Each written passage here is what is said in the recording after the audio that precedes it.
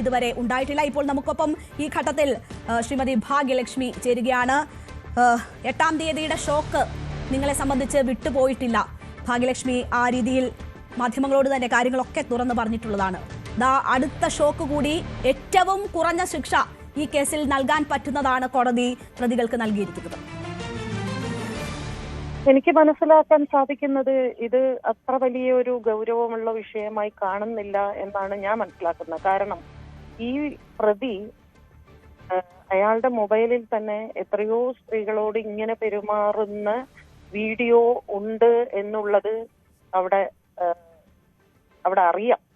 എന്നിട്ടും അവർക്ക് നന്നാവാൻ ഒരു അവസരവും അവരുടെ കുടുംബത്തിനെ പരിഗണിച്ച്, അവരുടെ പ്രായത്തെ പരിഗണിച്ച്, അവരുടെ ഭാവിയെ പരിഗണിച്ച് ഏറ്റവും കുറഞ്ഞ ശിക്ഷ കൊടുക്കുമ്പോൾ ഇതിൽ നിന്ന് മനസ്സിലാവുന്നത് അവൾക്ക് ജീവപര്യന്തം ശിക്ഷ കൊടുക്കുക എന്നുള്ളതാണ്. അതായത് ഇനി മുതൽ ഒരു പെൺകുട്ടിയും 6 മണിക്ക് ശേഷം പുറത്തിറങ്ങരുത്. ആർക്ക് വേണമെങ്കിലും, ഏതൊരുവനും ഏതൊരു പെൺകുട്ടിയെയും എങ്ങനെ വേണമെങ്കിലും മാനഭംഗപ്പെടുത്താം.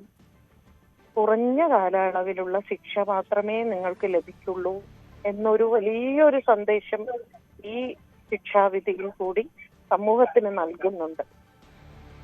എല്ലാ പെൺകുട്ടികൾക്കും ഭയപ്പെടേണ്ട ഒരു ശിക്ഷയാണിത്. എല്ലാ പെൺകുട്ടികളും ഇനി അവർ ജയിലിൽ ജീവിച്ച് നല്ല ഭക്ഷണമൊക്കെ കഴിച്ച് സന്തോഷമായി സുഖമായി ജീവിച്ച് ഒരു പ്രായത്തുമ്പോ അവര് പുറത്തു വന്ന് അത് ഇപ്പോൾ വിചാരണ കോടതി നൽകിയിരിക്കുന്ന ശിക്ഷയാണ്. തീർച്ചയായും പ്രതിഭാഗം കോടതിയെ സമീപിക്കുമെന്ന കാര്യത്തിൽ സംശയമില്ല. അത് ഇതിനോടകം കുറ്റക്കാരെന്ന് കണ്ടെത്തിയപ്പോൾ തന്നെ അവർ പ്രഖ്യാപിച്ചിരുന്നതാണ്. അപ്പോൾ മേൽക്കോടതികളിൽ പോയി ശിക്ഷ ഇളവ് മേടിക്കാം എന്ന ആത്മവിശ്വാസമായിരിക്കും അവരെ സംബന്ധിച്ചുള്ളത്. പൾസർ സുനി തന്നെ കോടതിയിൽ കൊടുത്ത ഹർജികൾ എത്രയാണ് നമുക്കറിയാം. കോടതി പോലും ഇതിനുള്ള സോഴ്സ് എവിടെ നിന്നാണ് എന്ന് ചോദിക്കുന്നത് കണ്ടു. അപ്പോൾ അവരെ സംബന്ധിച്ച് അതിനുള്ള നിയമ പോരാട്ടത്തിനുള്ള സാമ്പത്തികം അവരെ സംബന്ധിച്ച് ഒരു പ്രശ്നമല്ല. അതുകൊണ്ട് ഇത് തന്നെ അനുഭവിക്കേണ്ടി വരുമോ എന്ന കാര്യത്തിൽ നമുക്കൊരു ഉറപ്പുമില്ല. ഞാൻ ചോദിക്കട്ടെ, ഏത് കോടതിയാകട്ടെ, സമൂഹ മനസാക്ഷിക്ക് നിരക്കാത്തൊരു പ്രവൃത്തിയാണ് ഈ കുറ്റവാളികൾ ചെയ്തിരിക്കുന്നത്. അതൊരു പരിഗണനയിലേ വന്നിട്ടില്ലേ അവളുടെ കരച്ചിൽ? അവൾക്ക് പറയാനുള്ളത് കേൾക്കാനോ അവൾക്ക് പറയാനുള്ളത് പറയാനോ ഒന്നും സമ്മതിക്കാതെ അവരെ എല്ലാവരെയും വളരെ വ്യക്തമായി കേട്ടു. രാവിലെ അയാൾ പറഞ്ഞു ശിക്ഷയിൽ പരിഗണന വേണം. തീർച്ചയായും പരിഗണന കൊടുക്കാം. ആ പരിഗണനയല്ലേ ഇപ്പോൾ കൊടുത്തിരിക്കുന്നത്. അപ്പൊ നമ്മളാരും ഇനി ഒന്നും മിണ്ടാൻ പാടില്ല. നമ്മൾ എന്തെങ്കിലും മിണ്ടി കഴിഞ്ഞാൽ നമ്മളെല്ലാരും പിടിച്ചകത്താക്കും എന്നൊരു ഭീഷണിയും മുഴക്കി. എന്താണിത്? എന്താ ഞങ്ങൾ എങ്ങോട്ടാ പോകേണ്ടത്? സ്ത്രീകൾ എങ്ങോട്ടാ പോകേണ്ടത്? പറയൂ, അതുകൂടി പറയണം. ഇനി എങ്ങോട്ട്? മേൽക്കോടതി ഉണ്ട്, ഇല്ലെന്നല്ല പറയുന്നത്. പക്ഷേ നമ്മൾ എല്ലായിടത്തിൽ നിന്നും നമ്മൾ എവിടെ ചെന്നാലും നമ്മൾ അവരിൽ നിന്ന് ഒരു കരുണ നമ്മൾ പ്രതീക്ഷിക്കില്ലേ? എനിക്ക് നീതി വാങ്ങി തരൂ എന്ന് നമ്മൾ പ്രതീക്ഷിക്കില്ലേ? ഏതൊരു പെണ്ണും പ്രതീക്ഷിക്കില്ലേ? നാളെ അവളെ പോലെ മറ്റൊരു പെൺകുട്ടിക്ക് ഇതുപോലെ സംഭവിച്ചാൽ ആ പെൺകുട്ടിക്ക് ഒരു ഭയം വരില്ലേ? അയ്യോ, അതായത് ഈ കേസിന്റെ പ്രത്യേകത എന്താണ്? ഒരു സെലിബ്രിറ്റിയായ ഒരു പെൺകുട്ടി ആയതുകൊണ്ട് തന്നെയാണ് ഇത് ഇത്രയും വലിയൊരു വാർത്തയാവുന്നതും ഈ സമൂഹം ഒന്നടങ്കം ഈ കേസിനെ നോക്കിക്കാണുന്നതും.